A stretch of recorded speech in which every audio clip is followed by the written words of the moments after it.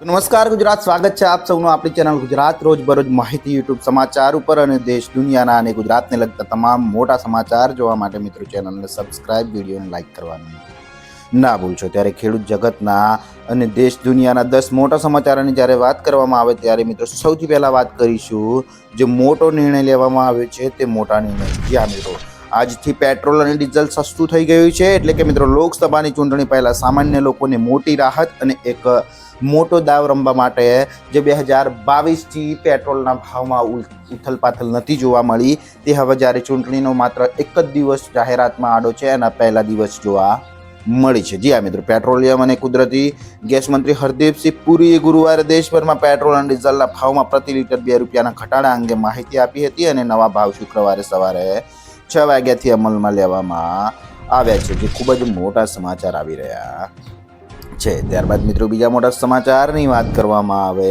તો હવે ખેડૂતોના દેવા માફી અંગે પણ મોટી જાહેરાત કરવામાં આવી છે। એટલે કે મિત્રો ખેડૂતોના દેવા માફ કરવાને લઈને સરકાર અને ખેડૂત આગેવાનો વચ્ચે હવે ફરી એકવાર મામલો ગરમાઈ ગયો છે। મિત્રો આ વર્ષે કમોસમી વરસાદ ખેડૂતોને પોષણક્ષમ ભાવ ન મળતા અને બજારમાં પણ મંદીના કારણે ખેડૂતોને ભારે નુકસાન થઈ રહ્યું છે અને ખેડૂતો પાસે જૂના દેવા ભરવા માટે જ્યારે પૈસા નથી, જેથી ખેડૂતોને દેવાના ભારમાંથી રાહત આપવા માટે દેવા માફ કરી ખેડૂતોને સહાય આપવામાં આવે તેવી માંગ કરવામાં હાલમાં આવી રહી છે, જે ખૂબ જ મોટા સમાચાર આવી રહ્યા છે। ત્યારબાદ મિત્રો બીજા મોટા સમાચારની વાત કરવામાં આવે તો હવે કેરીના રસિયા માટે ખુશખબર આવી ગઈ છે। એટલે કે મિત્રો ગોંડલ માર્કેટ યાર્ડમાં આ વર્ષે પ્રથમવાર કેસર કેરીનું આગમન થઈ ગયું છે અને ઉના પંથકમાંથી કેસર કેરી આવી ગઈ છે। મિત્રો જેના 10 કિલોના ભાવનો વાત કરવામાં આવે તો 1900થી લઈને 3000 રૂપિયા સુધી બોલાય છે અને કેસર કેરી સિઝનની એક સપ્તાહ મોડો પ્રારંભ થયો છે। ત્યારે વેપારીએ જણાવ્યું હતું કે ગોંડલ ફૂડ માર્કેટિંગ મોટા પ્રમાણમાં કેસર કેરીની આવક થતી હોય છે, ત્યારે આ વર્ષે પણ સિઝનમાં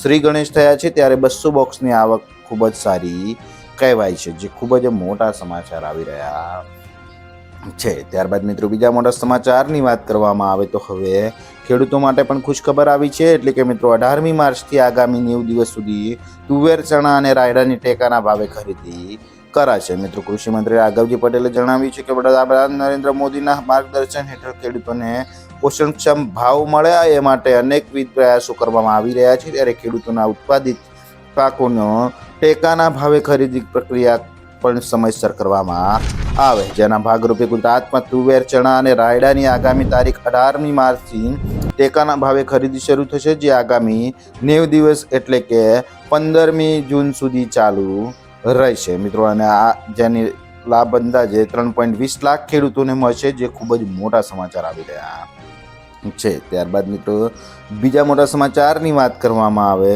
તો જે મોટા સમાચાર આવી રહ્યા છે તે ખાતરને લઈને મોટો નિર્ણય લેવામાં આવે છે। એટલે કે મિત્રો દેશના કરોડો ખેડૂતોને હવે મોટો ફાયદો થશે, કેમ કે સરકારે નોન યુરિયા ખાતરની મનમાની કિંમતો વસૂલવા પર અંકુશ મુકાયો છે। એટલું જ નહીં મિત્રો, હવે નફાનું માર્જિન નક્કી કરવામાં આવશે અને સરકાર નોન યુરિયા ખાતરોનો લાભ ભાવ નિયંત્રણ હેઠળ લાવ્યા છે અને આ સાથે કંપનીઓએ એમોનિયમ ફોસ્ફેટ અને પોટાશ, MOP અને પોષક તત્વો આધારિત સબસિડી સ્પોટ હેઠળ આવતા અન્ય ખાતરો માટે ખેડૂતો પાસેથી મનમાની કિંમતો વસૂલી શકશે નહીં તેવા મોટો નિર્ણય લેવામાં આવ્યો છે, જે ખૂબ જ મોટા સમાચાર આવી રહ્યા છે। ત્યારબાદ મિત્રો બીજા મોટા સમાચારની વાત કરવામાં આવે તો હવે શિક્ષકોને પાન માવા વ્યસન પર પ્રતિબંધ મૂકવામાં આવે છે। એટલે કે મિત્રો શિક્ષણ ક્ષેત્રે મોટો નિર્ણય લેવામાં આવે છે। મિત્રો વ્યસની શિક્ષકોનો શાળામાં પાન મસાલા ખાતા પકડાશે તો ફોજદારી ગુનો નોંધાશે અને સ્કૂલ ઓફ કમિશનરનો પરિપત્ર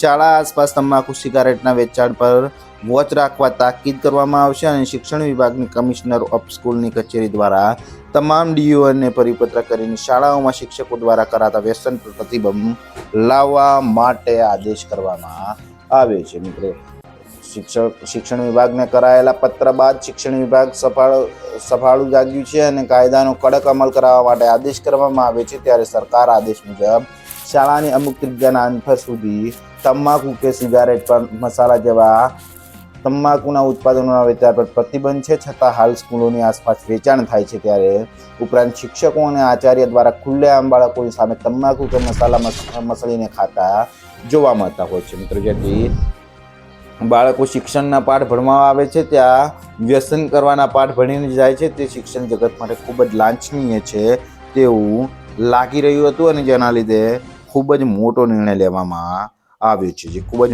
મોટા સમાચાર આવી રહ્યા છે. ત્યારબાદ મિત્રો બીજા મોટા સમાચારની વાત કરવામાં આવે તો જે મોટા સમાચાર આવી રહ્યા છે તેની વાત કરીએ તો હવે સોનું રૂપિયા 68,000ની ઐતિહાસિક ટોચ પર પહોંચી ગયું છે. એટલે કે મિત્રો સોનું ફરીવાર ઐતિહાસિક ટોચે પહોંચ્યું છે અને 10 ગ્રામ સોનાના ભાવ ઇતિહાસમાં પહેલી વાર 68,000 રૂપિયા થયા છે. મિત્રો ભાવ રેકોર્ડ હાઈ લેવલે પહોંચતા સોનું ખરીદવું સતત મોંઘું થઈ રહ્યું છે, ત્યારે સોનાની પાછળ ચાંદીના ભાવ પણ વધી રહ્યા છે અને વૈશ્વિક બજારમાં રેકોર્ડ તેજીની સાથે સાથે શેર બજારમાં નરમાઈ અને જબરદસ્ત ઘરાકીથી સોના ચાંદીના ભાવ સતત વધી રહ્યા છે, જેના લીધે સોનું ખરીદવું હાલમાં ખૂબ જ મુશ્કેલ જણાઈ રહ્યું છે, જે ખૂબ જ મોટા સમાચાર આવી રહ્યા છે. ત્યારબાદ મિત્રો બીજા મોટા સમાચારની વાત કરવામાં આવે તો હવે LICનો આ પ્લાન છે ખાસ, કેમ કે દેશની સૌથી મોટી insurance company life insurance corporation of India બાળકોથી લઈને વૃદ્ધો સુધી દરેક પ્લાન માટે પ્લાન ઓફર કરે છે, જે નાની બચત દ્વારા